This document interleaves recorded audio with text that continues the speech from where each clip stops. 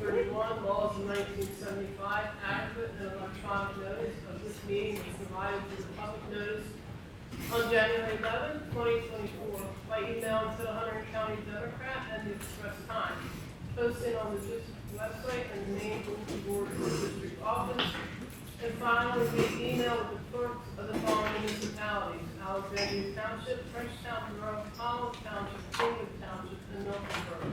Please rise for the pledge of allegiance.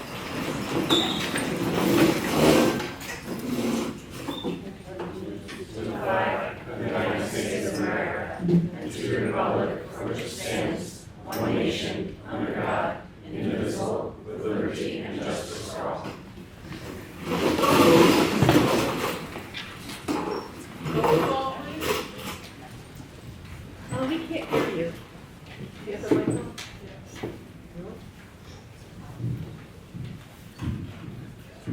Ms. Campbell, Here. Mrs. Fullerton, Here. Mrs. Drake, Here. Mr. Loveland, Here. Mr. McGuire, Here. Mrs. Rosenberg, Here. Mr. Crowdy, Here. Mr. Simney, Here. Ms. Gordon. Two. So we're going to move to student recognition, and before we begin, as each student is being recognized, you may then move over to the banner and have your picture taken with the person giving you a reward, and anybody else that came to support you, please feel free to invite them over.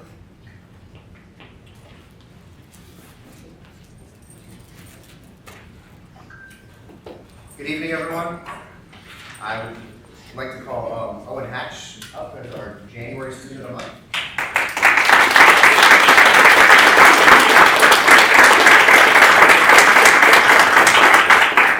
It is my pleasure to present Owen with this award.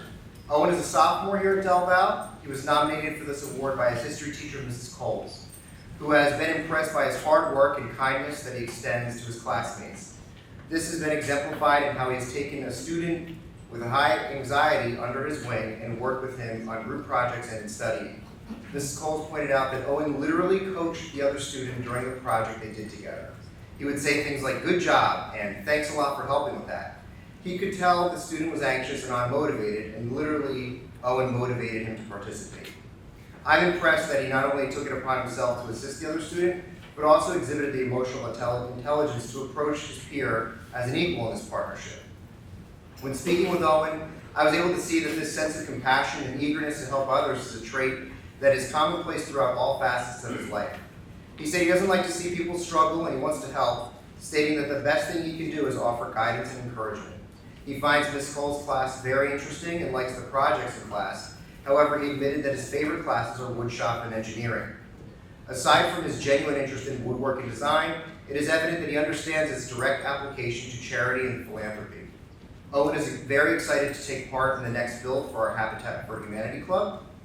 While this will be his first build with that organization, he shared that he has already taken part in 2 mission trips with the Alexandria First Presbyterian Church, where his team made general repairs to the homes of people in need. He looked back at these experiences with pride and his ability to see the impact that is made when you help people, stating, "It puts something in your heart that is very nice to know that you helped." When I asked Owen if this might be the possible career path, he said he was unsure, but is interested in pursuing a field where he can be involved in design and help others in, whether it's in a community or other organization. In addition to this, Owen is involved in a number of other organizations, both at Del Val and in the community at large. He's a member of the cross-country team, which he said he enjoys because of the camaraderie and how it is unique in that you compete against yourself rather than others. He's also heavily involved in 4-H Paws, where he works with his dog Cody in agility and obedience competitions. I think Owen can be a great example for all of us in his acts of compassion and service to the community. Congratulations, Owen.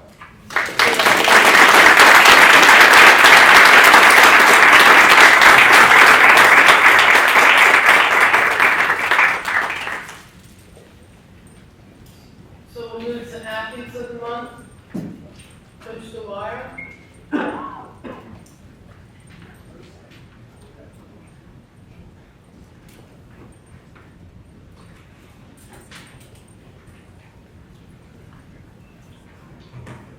Hello, I'm here tonight to recognize Skylar Redrick as Athlete of the Month. I've had the pleasure of coaching Skylar for the past 4 years. I was impressed with her work ethic from day one, and she has a heart of a champion, and her leadership skills are unlike many her age. Skylar is a hardworking, talented, respectful, and highly respected individual, not only at practice, but in the classroom as well. She is driven to understand how things work, whether that be how to choreograph, learning new skills to help her teammates. She is also brings team bonding into seasons like no other I've ever worked with.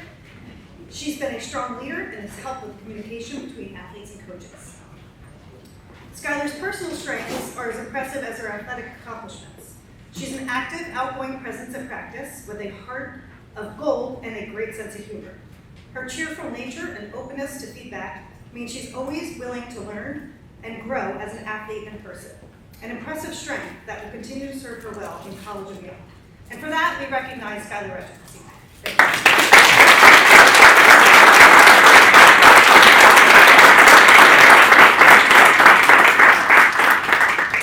Congratulations, Skylar. Mr. DePaul?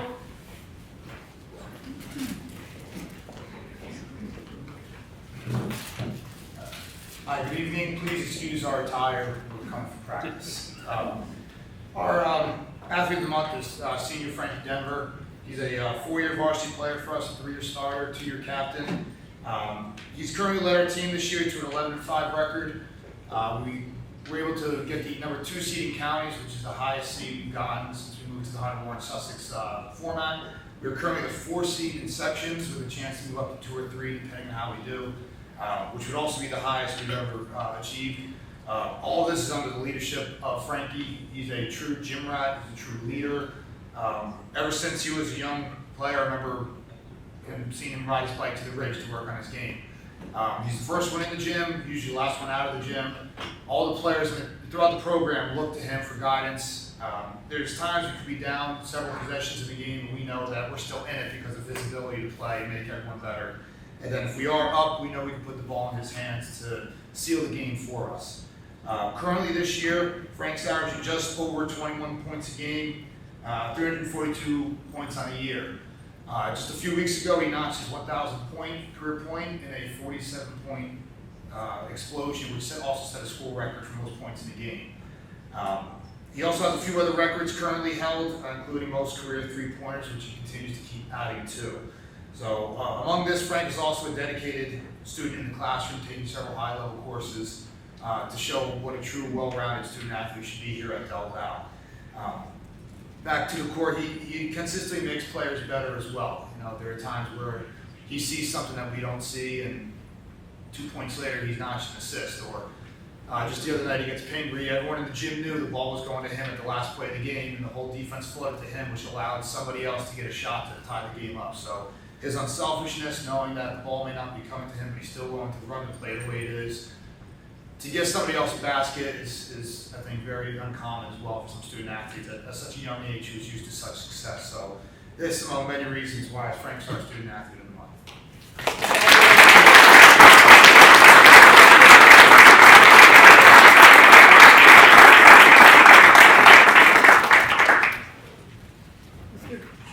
Mr. Dennis?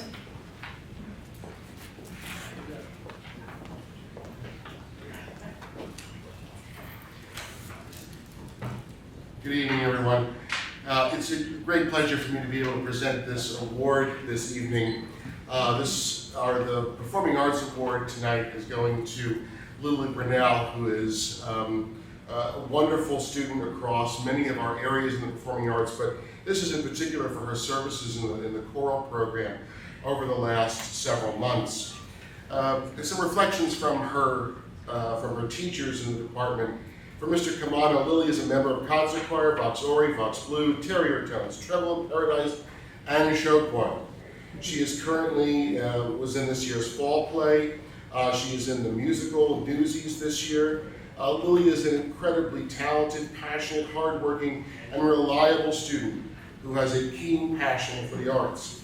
She's a member of NHS, International Thespian Troupe 2735, and Tri-Am Music Honor Society. She was a part of the 2022 NJMEA All-State Mixed Chorus and the 2023 Region 2 treble chorus. Lily has also fulfilled various leadership roles in performing arts program, such as a past treasurer of the thespian troupe, section leader and junior choral officers, and this year Lily serves as the assistant choral director of the program, which basically means that she is responsible for directing the choir in the absence of our director of choral activities, Mr. Kamano. And that is the reason, the very precise reason, for which she is nominated this night. Mr. Kamano could not be in school on the day of the concert due to illness. And so the department scrambled, meaning Mr. Hayden and I had an early morning panic session. And he recounted our several meetings over the course of the day. Mr. Hayden said, I remember waking up and thinking, do I have to conduct 10 choir pieces? Do they know their music well enough to ignore me when I mess up? Do I have to introduce all of our choir groups? These questions and more filled my mind all morning. It was not until lunch that I met with Mr. Tinnis, Peter Canalina, and our Savior, Lily, when we began to formulate a plan. Lily was calm during the meeting, remarkably calm for the situation that she was thrust into. Can you conduct every single choir piece tonight? Yes. Do you know when we need to give starting pitches and where to get? Yes. Can you help the choirs with logistics, getting them on and off stage? Yes. Can you warm them up before the show? Yes. Can you arrive early to make sure that choir students are greeted by a warm and exciting face, telling them that everything will be okay? Yes, absolutely. My stress was gone after that meeting. I felt like I floated through the second half of the day. I found Mr. Tinnis at the end of the day before going home to check in. We looked at each other and both agreed we were good to go. And I think the proof was really in the pudding that night. And I don't mean to sound selfish in this as the supervisor of the department, but when I can relax and enjoy the program, as everyone else, I think, who came there just enjoyed an evening of music, we know what an extraordinary job you did. And that is why you are most deserving, Ms. Burdell, of this event.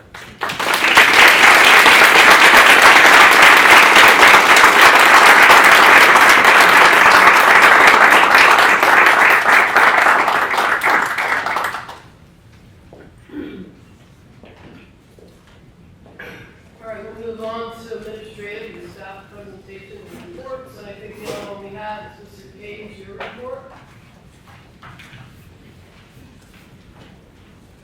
Hello again, everyone. There's a lot to celebrate with our student publications. I want to congratulate Mrs. Esposito and our entire literary magazine staff for being named finalists for the Columbia Scholastic Press Crown Award. Also, on that same note, congratulations to Mr. Smith and the staff of the Delphi for winning its third consecutive School Newspapers Online Distinguished Site Award. We are only the 17th school in the country to receive this award so far, and the first in New Jersey.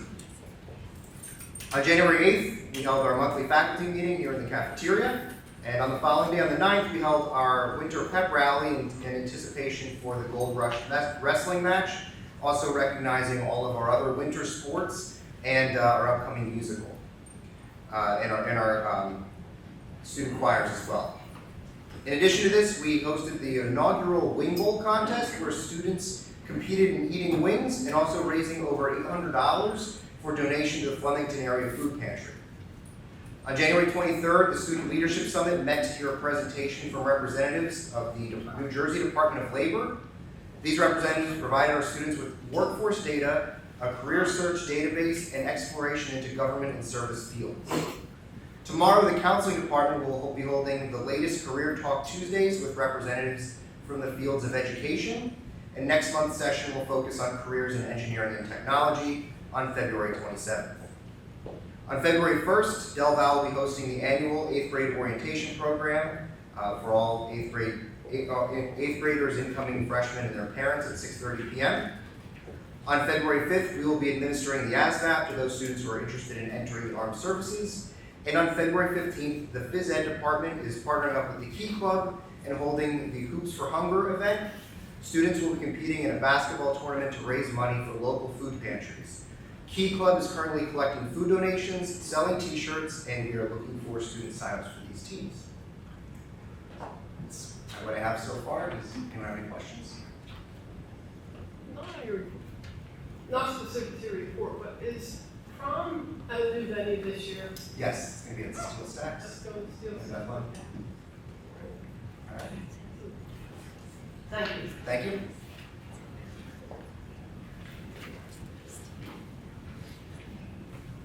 Okay, we're going to move on to public comment. So public comment is an opportunity for the public to comment on agenda items and to observe the board conducting the business of the board. It is not an opportunity to dialogue with the board. At this time, the board will respectfully hear your comments using these rules. A participant must be recognized by the presiding officer and must preface comments by an announcement of your name, place of residence, and if appropriate, group affiliation. Each statement made by a participant shall be limited to 3 minutes in duration. No participant may speak more than once on the same topic until all others who wish to speak on that topic have been heard. All statements shall be directed to the presiding officer. No participant may address or question board members individually.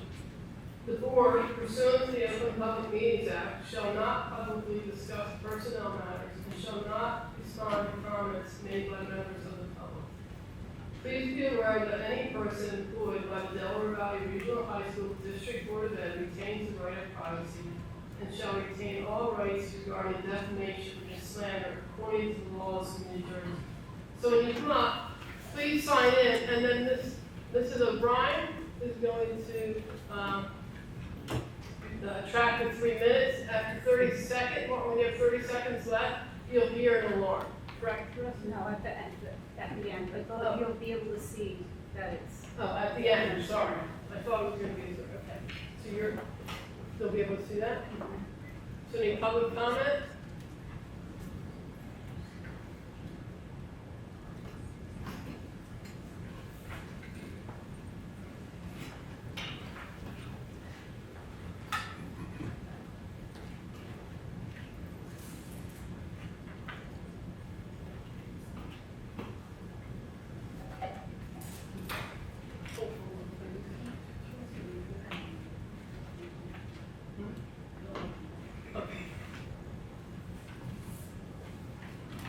You ready?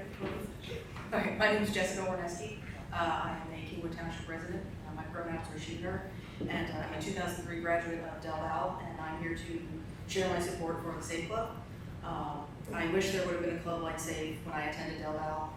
It is important to gain a broader understanding and perspective of the challenges faced by different and especially marginalized communities to progress as an inclusive society.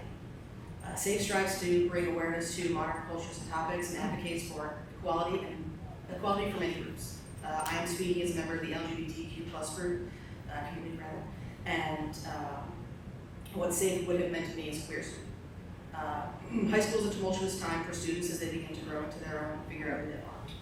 Clubs like SAFE bring LGBTQ youth and their peer allies together to promote equality, support, and belonging. This is particularly relevant right now as my community is under attack and is trying to be legislated out of existence.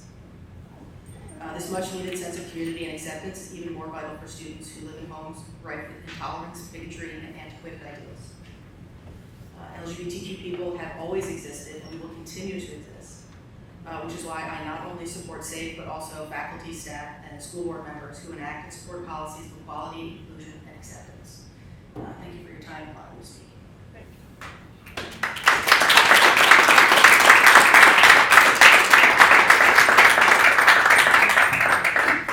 Any other public comment?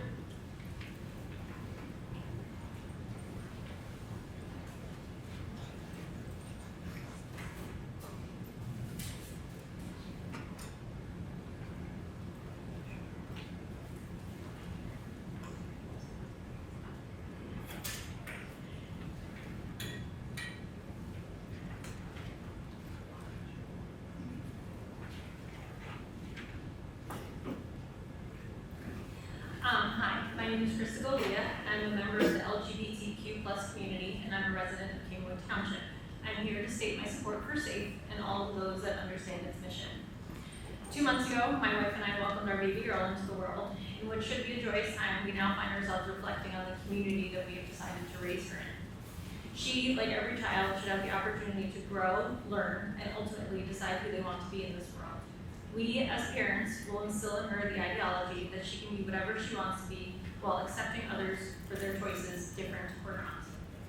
I stand behind the students, faculty, board members, and staff that are not only trying to help the students of today, but those of tomorrow. Thank you.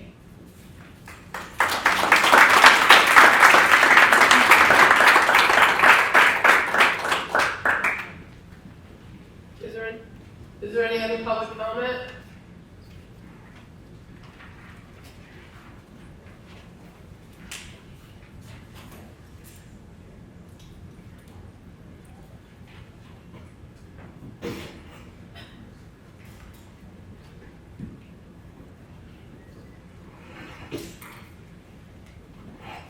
Caroline Beidelman, Kingwood Township. I would like to address the policy 5756 signed in 2017 by former Governor and Conservative Republican Chris Christie.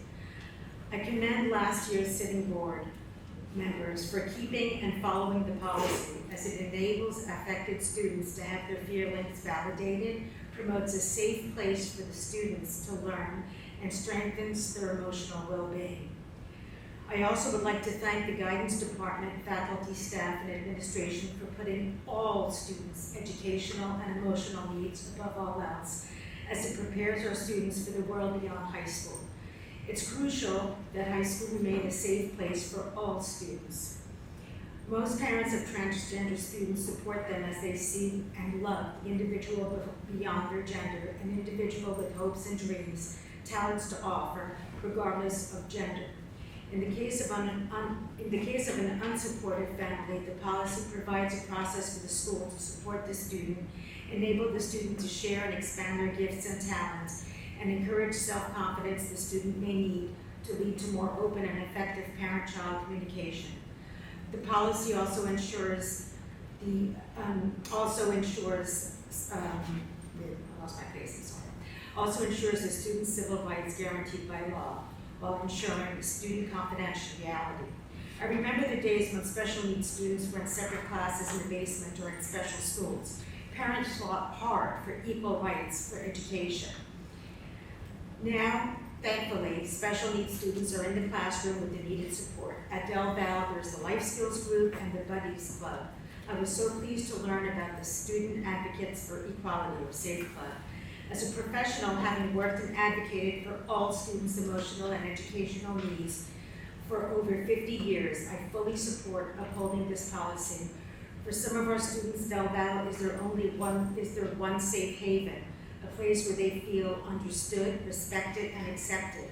This support could go a long way as they find their way to fulfill their hopes and dreams. Let's keep it that way. Thank you.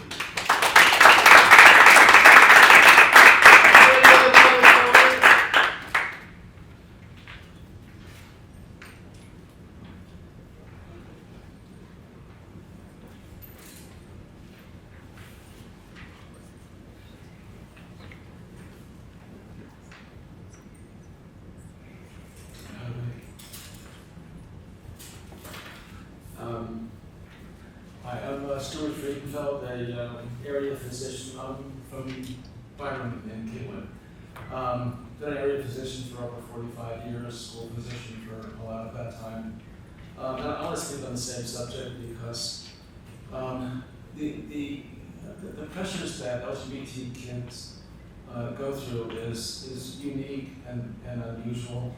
A survey in 2022 showed that upwards of 45% of LGBTQ kids seriously consider suicide per year. Higher percentage in transgender and non-binary kids. So this is a serious problem, and what makes a big difference is having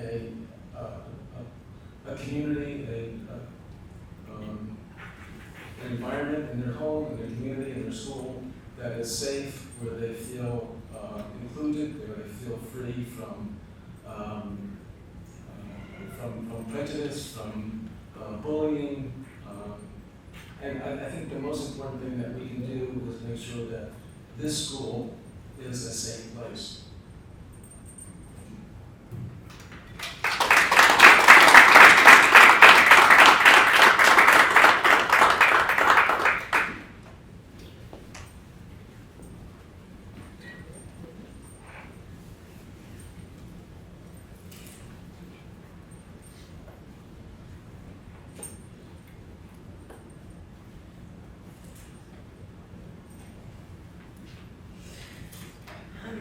Grace Transferi, I'm from Frenchtown.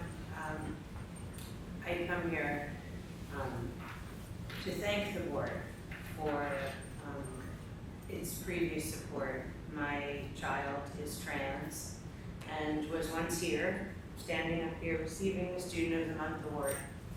And a few weeks prior to him asking to be referred to as Cal, they had sent it out already for the engraving. And immediately after that, they quickly took it away and had it re-engraved with his name that represented him.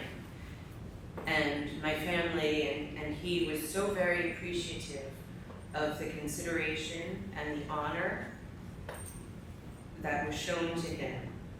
And because of clubs like the Safe Club and because of supportive boards and educators, children have a chance, especially marginalized children. And I think that all of us can agree that we would rather have a child in a safe, supporting environment, even if they don't have that at home. We would rather have that child alive than dead. Thank you. Anybody else?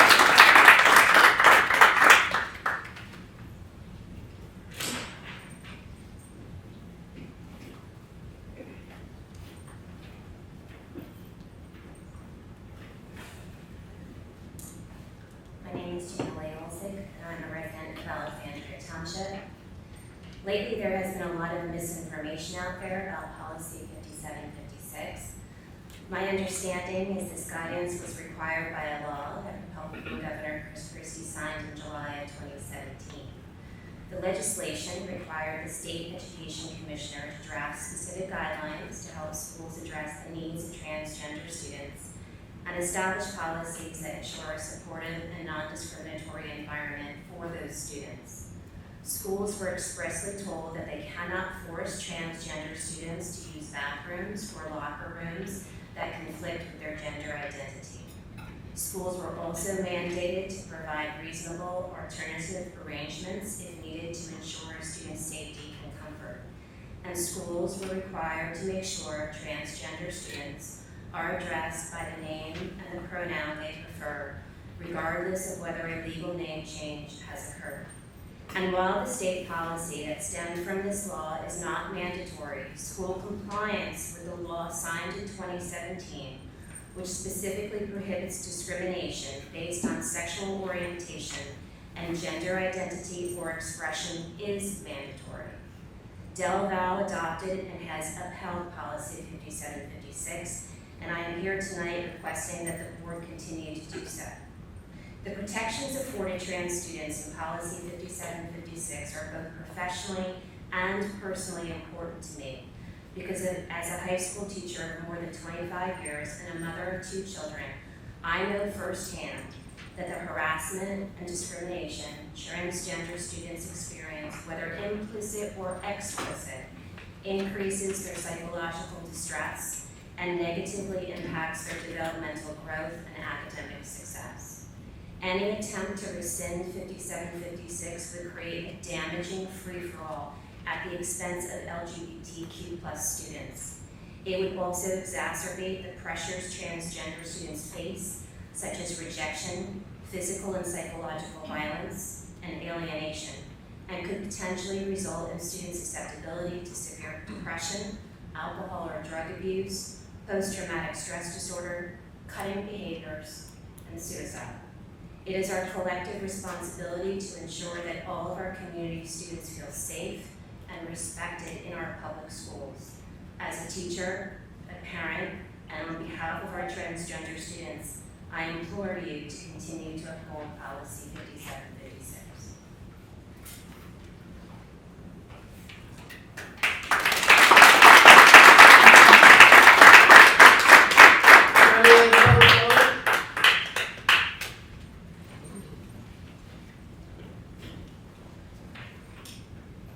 Hi everyone, my name is Holly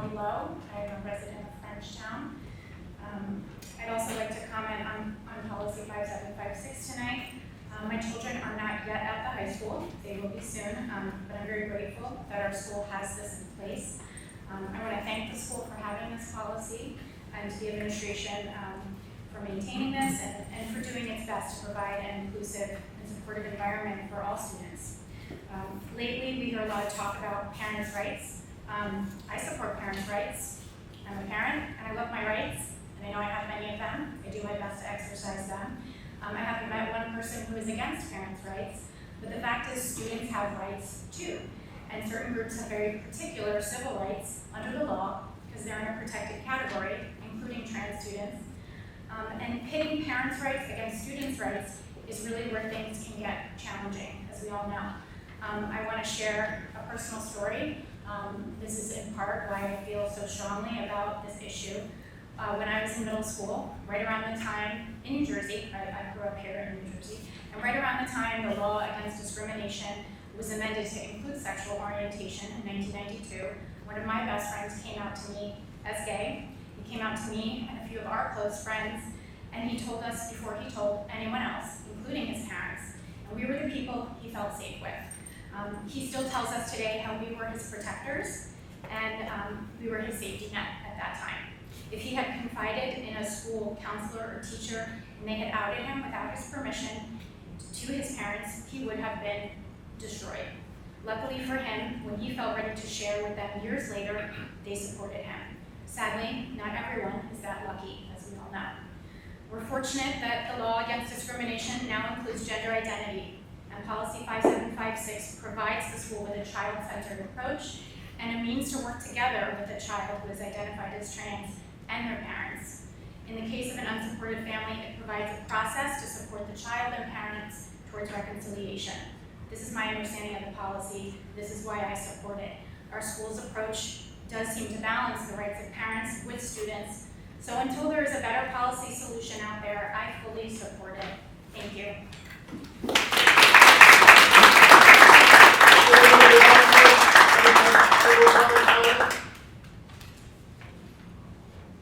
All right, having seen those,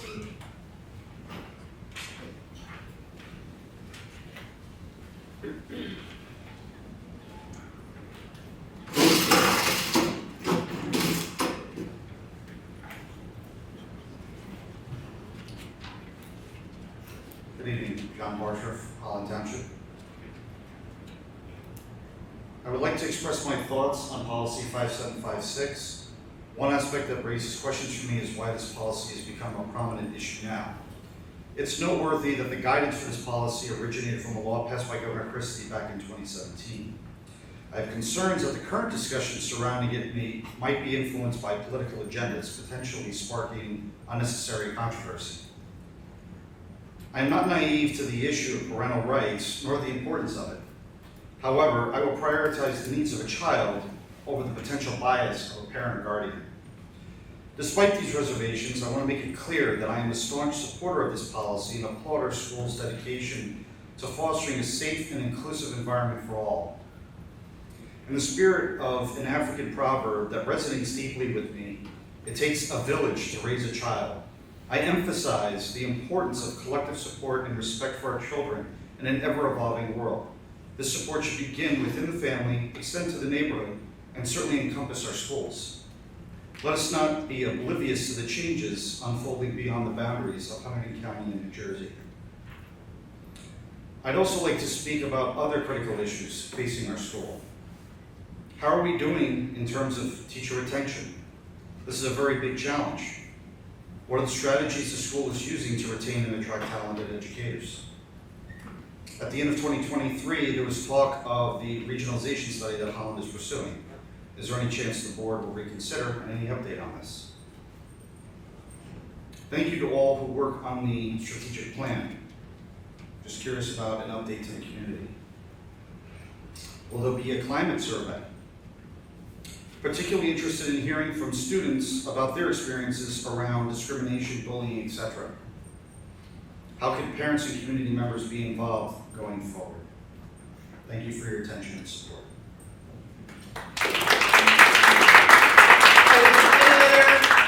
Public comment?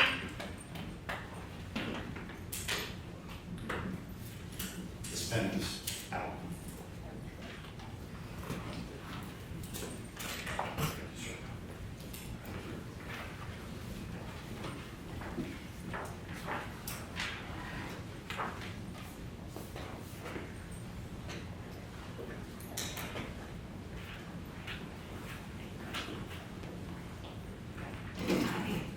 Kate Lampton, Frenchtown. I'm here to give thanks to the guidance department for helping my children navigate their high school experience academically and emotionally. I'm a firm believer that my children and I need support and resources that extend outside of our family unit. The guidance department here has been consistent, skilled, responsive, loving, and on more than one occasion with all four of my children, I have one more coming up, they have found creative solutions to tackle challenges that they've come up against. I'm a single parent. My daughter was convinced she would strike me and our family if she made the choice to go to a four-year school. And the campus experience felt totally out of her reality in her mind. Her counselor here is the reason that she went away to school. She helped her see her potential and that she had a lot of options. Her guidance counselor went above and beyond to help her plan, find resources, gave her the tools to pursue what she really wanted. Though I was advocating at home for her to do exactly the same, it was the guidance from someone else other than her mother, her parent, that gave her the confidence to make these big decisions. Her counselor provided her a safe space for her to independently and freely express her concerns, her fears, along with what she really wanted her future to be. Together they got through to great outcomes that our family could not have achieved without the support. I'm forever grateful for knowing my kids had and have their go-to people in school. They felt and feel that they have people rooting for them and they have a safe place where people support them, which naturally made it possible for them to focus on learning while fostering emotional well-being. Thank you to the guidance department for your dedication to our children. I know it isn't always easy, and my hope is that you know how meaningful your work is here. Thanks.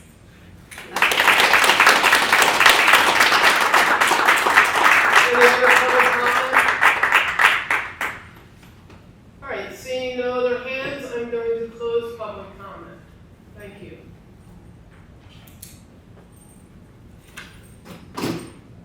We will move on to district goals. Mr. McKinney? Good evening. Before turning it over to the student representatives, I'd like to begin by recognizing our board members for their service to our school community. January is School Boards Recognition Month throughout the state of New Jersey, and I'd like to take this opportunity to thank our board members for their dedication and commitment to the students and staff of Delaware Valley Regional High School.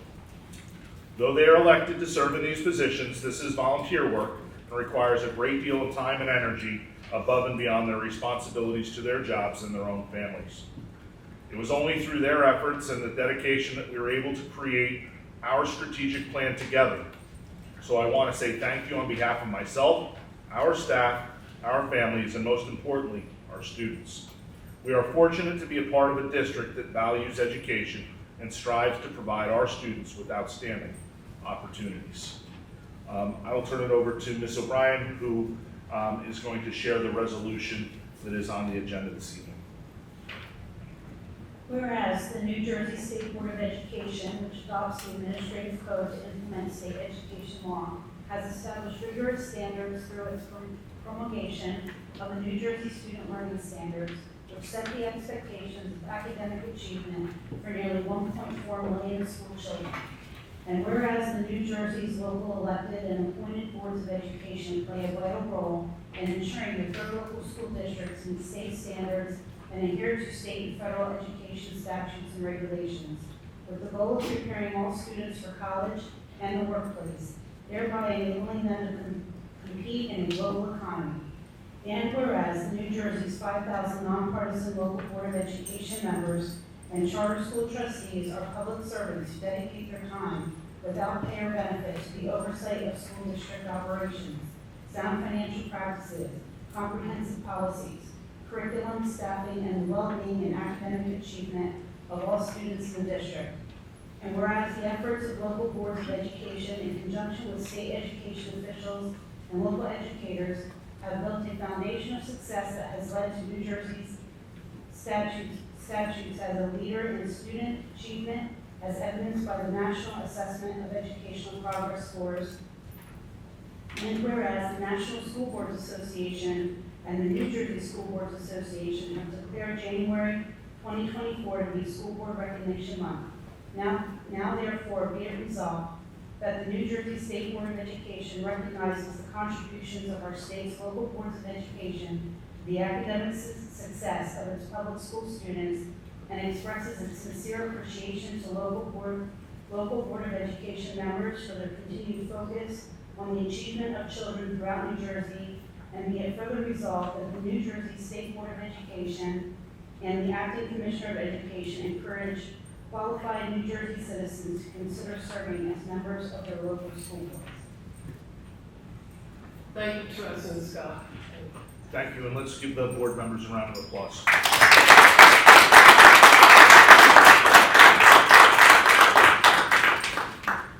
Okay, I will turn it over to our student representatives on the board. Jade, are you gonna start us off? Thank you. Okay, so I got sports. So boys basketball is 11-5. The next game is the 1st of February.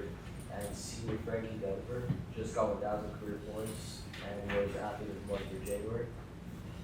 And girls basketball is 9-6 overall, 5-2 in their conference.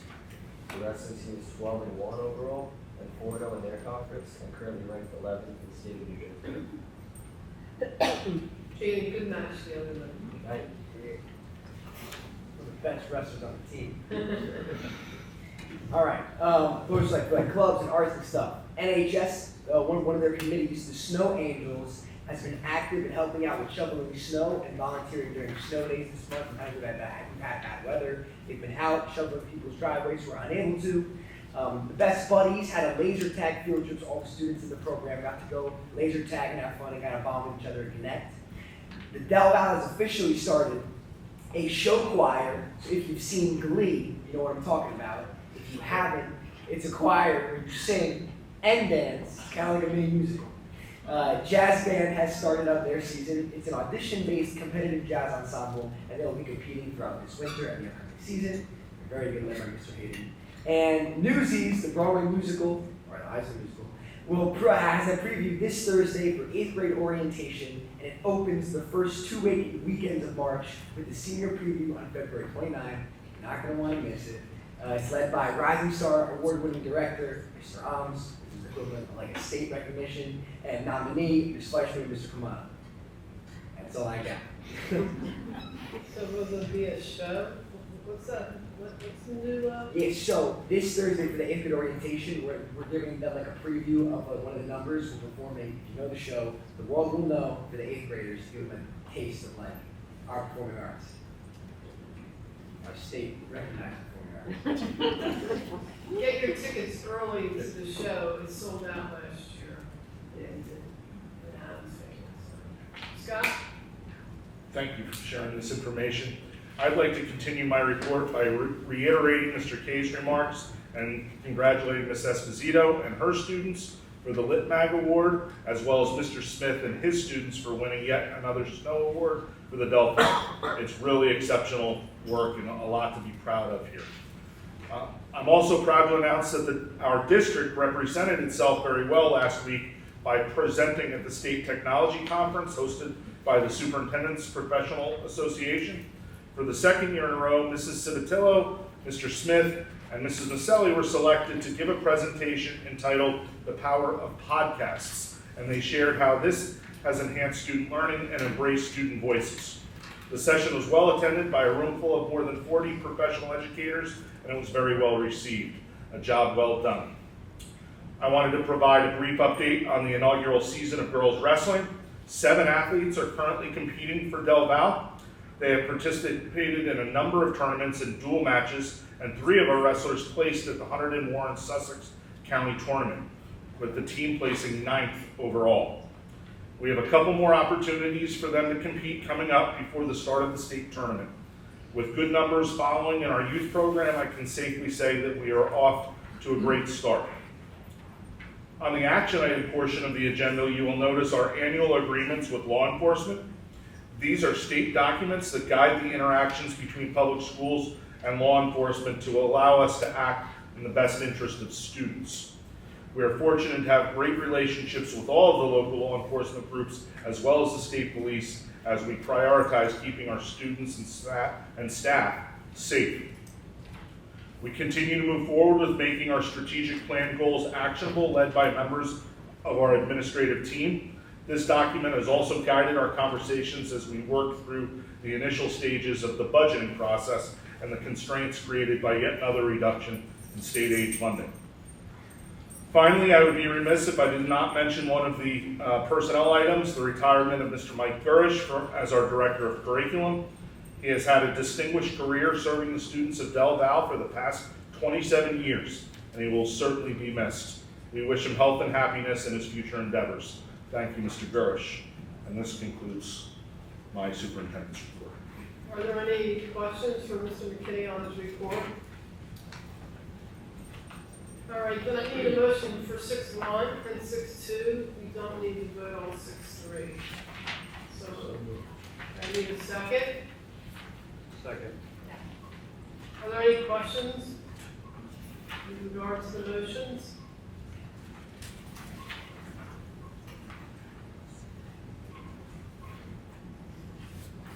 Okay, roll call, please. Ms. Campbell? Yes. Mrs. Culberson? Yes. Mrs. Drake? Yes. Mr. Laughlin? Yes. Mr. McGuire? Yes. Mrs. Lilliberg? Yes. Mr. Crowley? Yes. Mr. Simony? Yes. Ms. Gordon? Yes. So Russell, we'll move to your report.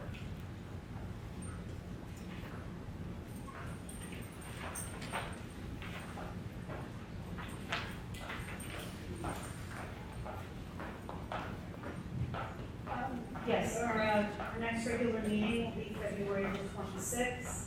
The bill was reviewed, will be done by Mr. Simony. And I do have one action item that is on my agenda that didn't go through a specific committee, but it is a recommendation to allow for Colonial Life to offer voluntary benefits to the staff through our health insurance broker, Brown & Brown.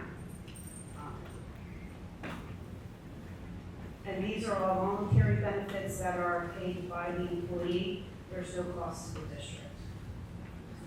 So I need a motion, Motion for supplement one. and I need a second. Second. Questions?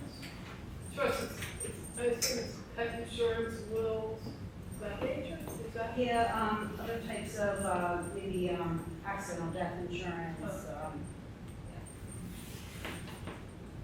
Okay, any other questions? Okay, roll call, please. Ms. Campbell? Yes. Mrs. Culberson? Yes. Mrs. Drake? Yes. Mr. Loughlin? Yes. Mr. McGuire? Yes. Mrs. Oldenburg? Yes. Mr. Crowley? Yes. Mr. Simony? Yes. Ms. Gordon? Yes. So I need a motion to approve the meeting minutes as identified, December 18th, regular and executive, and January 3rd, the real. So moved. And a second? Second. Any questions on the minutes? Okay, roll call, please.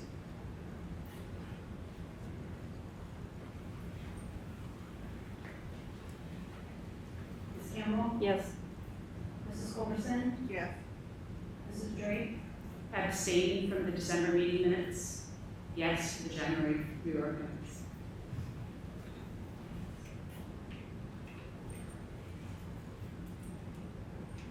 Mr. Loughlin? Yes. Mr. McGuire? Yes. Mrs. Oldenburg? Yes. Mr. Crowley? Yes. Mr. Simony? Yes. Ms. Gordon? Yes. So the next section, board liaison reports, is new. I've asked each liaison as identified at the January reorg meeting, if they attend the meeting, to please give an update. If you didn't attend, that's That's fine. If there's nothing to report, that's fine. Just say nothing to report. Some of this might overlap. For instance, Deb, I know that the Hunterdon County School Boards talked a lot about the upcoming legislation, so there might be an overlap with Bill's report. So we'll start out with Bill. Yep. Keep it going. Correct. So I attended the Hunterdon County School Board Association's meeting on the 25th via Zoom. It was entitled Current Issues Roundtable.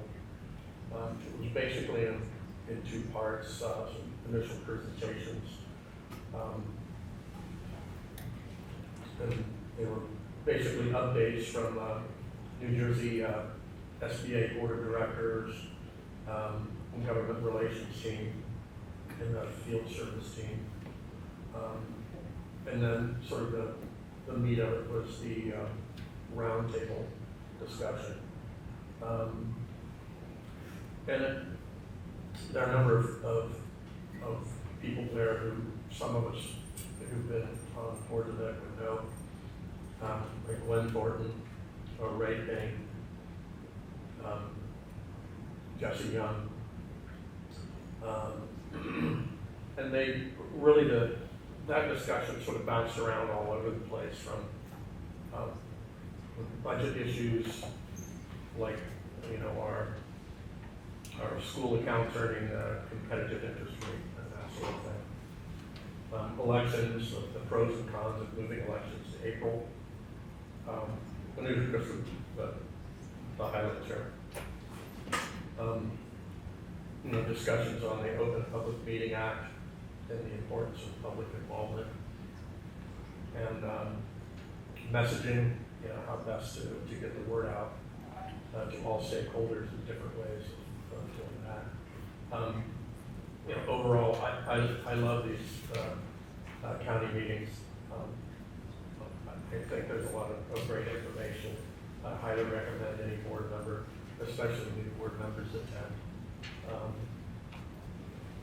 And not just our county meeting. There are other county meetings that have all kinds of different topics. Any board members welcome to any county meeting, and they're listed on the NJSBA site. You can go there and find them all, the dates, the themes. And that's it, basically. Any questions for Bill? Tom? Yes, I'm the representative to the Educational Services Commission, which meets monthly in person. But the January 9th meeting was held via Zoom because of the weather. And the minutes of the meeting have not yet been posted, but the agenda was fairly routine. This is a steep learning curve for me. Came up just the day after our organization meeting. But the board approved a pricing schedule for 2024, and I felt I had to abstain from the vote since there was no time for me to review or prepare ahead of the meeting. But I'm going to have an orientation session next month. That concludes my report. Thank you. Frank? Sure. So I attended the Hunterdon County Vocational Advisory Board meeting virtually, and it was interesting to see how they set up their meeting a little bit different than ours. When they did student recognition, their students spoke, and it was really neat to hear the excitement of the students' voices about the programs that they're going through. I mean, they were ecstatic, and they had a lot of great things to say about the vocational programs that they're going through right now. And I think it would be neat if we had time at some point to allow our students to speak here. It would be great to hear directly from them. The rest of the meeting was pretty general, regular approvals of things. It was interesting, they approved some field trips. They have some pretty wild field trips too, down to Savannah for art. I think it was Savannah School of Art and Design that those kids go to. And again, another thing, another pie in the sky would be neat to see a little bit more travel opportunities for our kids. This is just my takeaways from that one meeting. And that was it. Any questions? All right, and Deb, anything on the legislative front? Yeah, just a couple things. One, a bill was permanently extend the deadline for the completion of the school district's annual audit, until January 31st, following the end of the school fiscal year, and submission to the Commissioner of Education until February 5th. That was the only bill that I saw that actually passed, but there were two bills I thought were interesting that have been introduced. I don't understand why they're not in there already. But it says school bus drivers can administer EpiPens to students in emergencies. I was surprised that wasn't on there already. And the other one was in the new health curriculum for New Jersey students, the learning standards. They would like to introduce water safety instructions to public school curriculum, teaching them about the proper use of flotation devices, become aware of water conditions, rip currents, how to respond to one, and the importance of swimming in areas monitored by lifeguard. So I'll keep you up to date if this gets passed. Thank you. Any questions? Thank you. All right, we're going to move on to committee reports. So ask the chair to first do your committee report. Pause and ask if there's questions on your report. And then move the actions. I'll ask for the second and the comments. Please, when we do the motion, please don't start a discussion on something that's not moved, all right? So please give the board time to ask questions on your minutes. If you start talking on a subject that hasn't been motioned or is not part of the motion, I'll just ask you to pause and we'll come back to it after the motions are done, right? So, Bill, operations, please. Okay. Correct me if I'm doing this incorrectly, but I thought the operations committee met on the 16th. Went over a number of things. The highlights are the food service review was completed in December. The only issue found was a missing Social Security and numbers, which were just the last 4 digits on 6 free and reduced lunch applications. And corrective action was required and taken. The transportation, sorry, the cop dropped in my mouth. The transportation consortium plans to purchase 2 new replacement 24 passenger buses to be paid for from the consortium budget. We also found out the driver shortage is still somewhat of an issue, but all routes are being covered. I think it's probably less of an issue for us than it is for schools across the nation, a lot of other places. New storage building, purchase of a 100 by 60 pole barn is being considered for the storage of materials and maintenance equipment. We're waiting for a floor plan and cost estimates.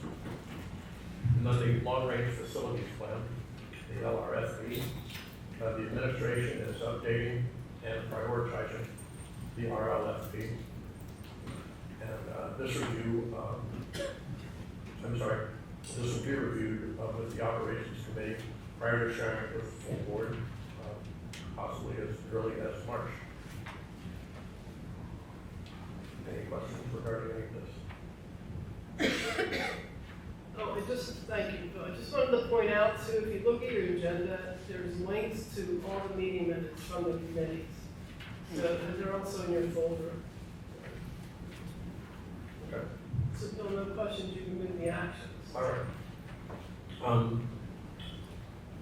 Action items 10.1, so I just run all 3 of them? You can move them as a block. Okay, great. 10.1 through 10.3. 10.1 is the motion to approve field trips, sanction, and for the transportation.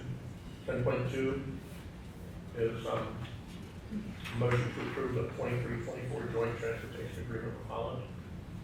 And 10.3 is the motion to award contracts for the purchase of 2 school buses in accordance with the vehicle replacement schedule. Does anyone move to accept these? So you can just move when I ask for a second. Okay. Yep. Very well. Then I move to accept these three. All right, I need a second. Second. Are there any questions or comments?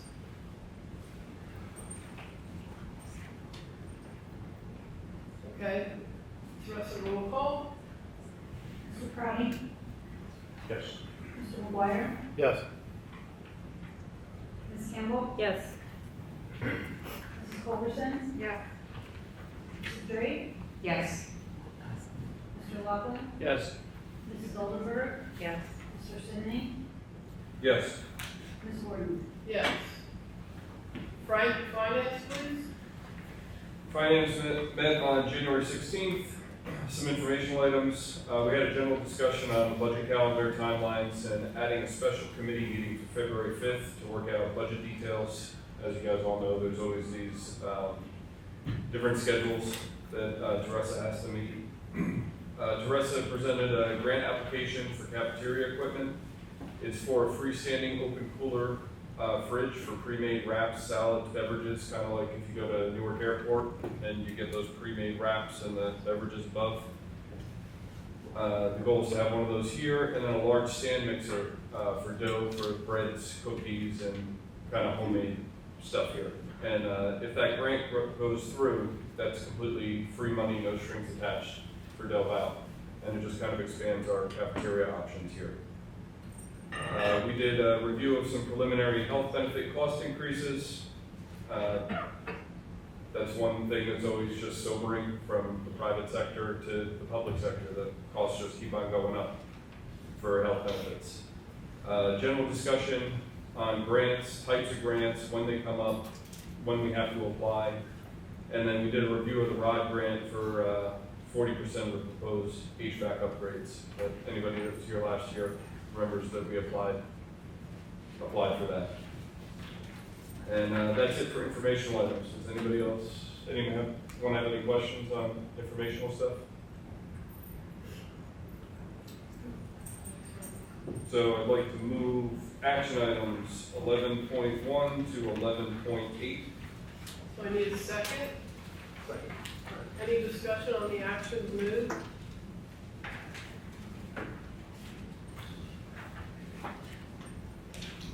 Thank you, Teresa, for always looking for the grant opportunities to help with fiscal responsibility. Okay, roll call? So, Mr. Lockwood? Yes. Mrs. Oldenburg? Yes. Ms. Campbell? Yes. Mrs. Culberson? Yes. Mrs. Drake? Yes. Mr. McGuire? Yes. Mr. Crowley? Yes. Mr. Sidney? Yes. Ms. Gordon? Yes. So negotiations, we are starting to prepare and get ready to go to the table with the DVRHS. Their contract expires on June 30th. 10 personnel, please. Okay, so the Personnel Committee met on January 22nd via Zoom. We discussed, there was no discussion items, but we went over items regarding contractual movement through the step guide for a few teachers and graduate coursework for another teacher, and then the appointment of coaches in looks like softball and baseball. Any questions on that?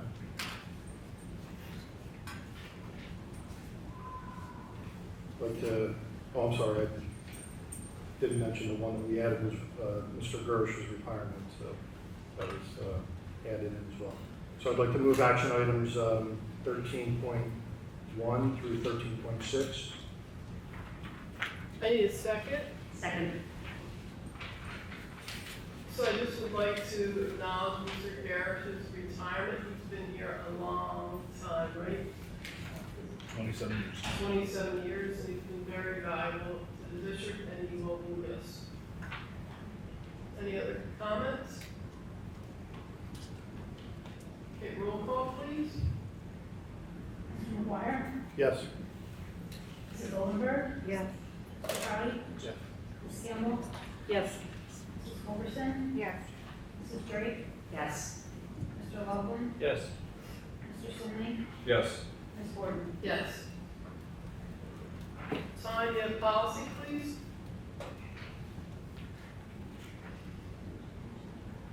The policy committee met on January 17th via Zoom.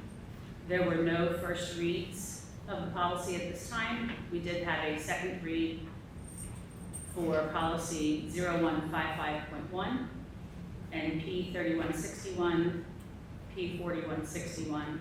The first one being board member participation at board meetings electronically, and a examination for cause for the other two policies.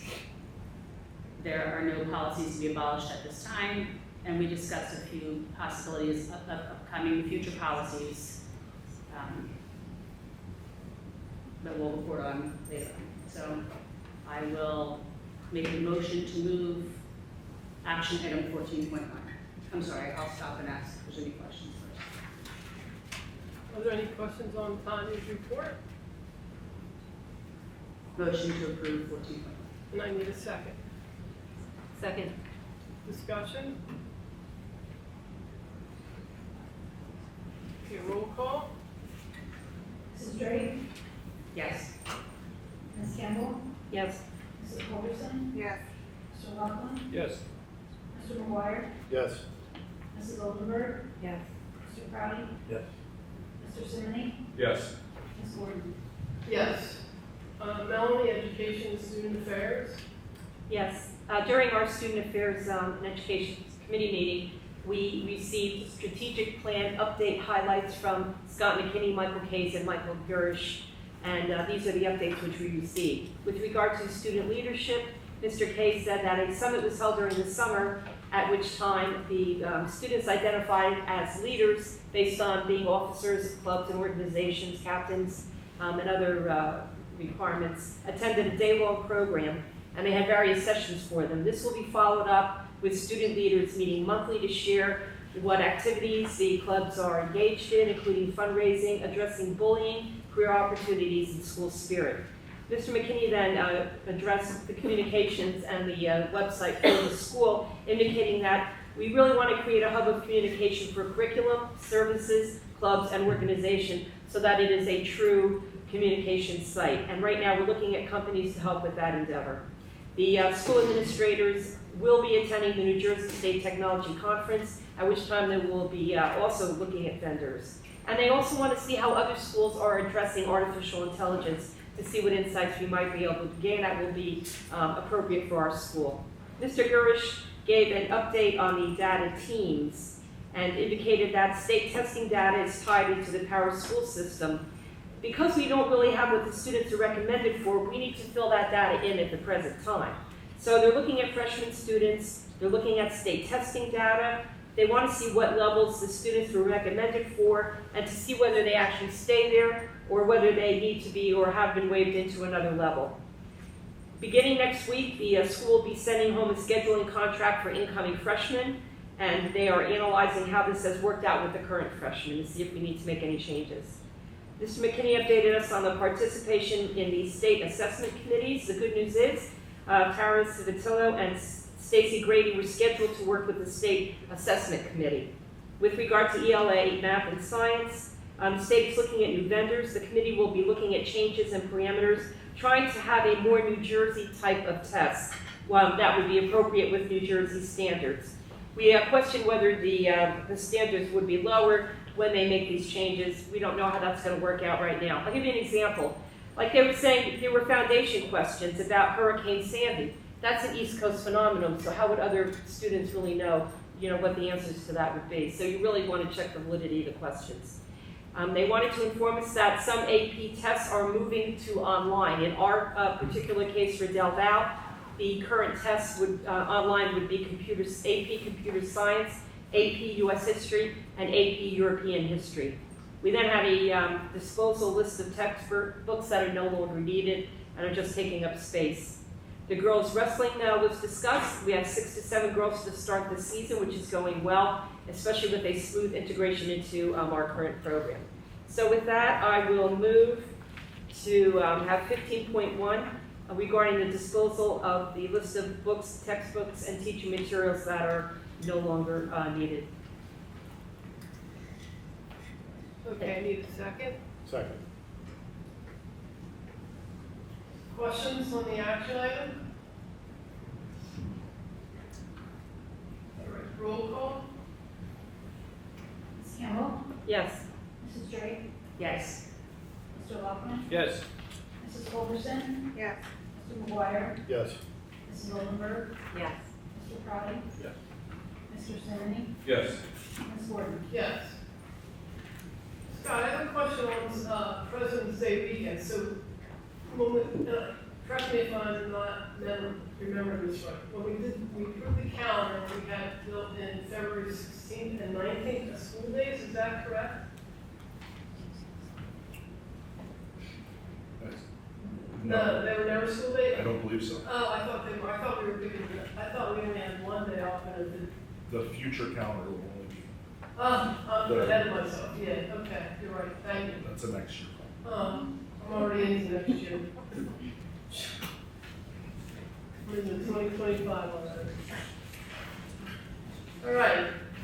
We're going to move on to public comment. Residents are invited to respectfully share their concerns, comments, and suggestions using the same guidelines as before. And again, Ms. O'Brien will be timing you, and the timer is visible. It was visible to everybody, I hope. So you can look at it and you'll know when your time is up. You'll be the buzzer.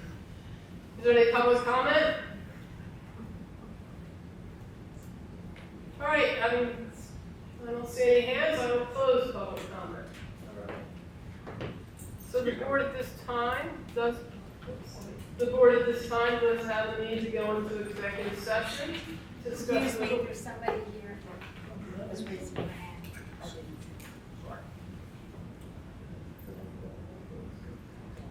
It's closed.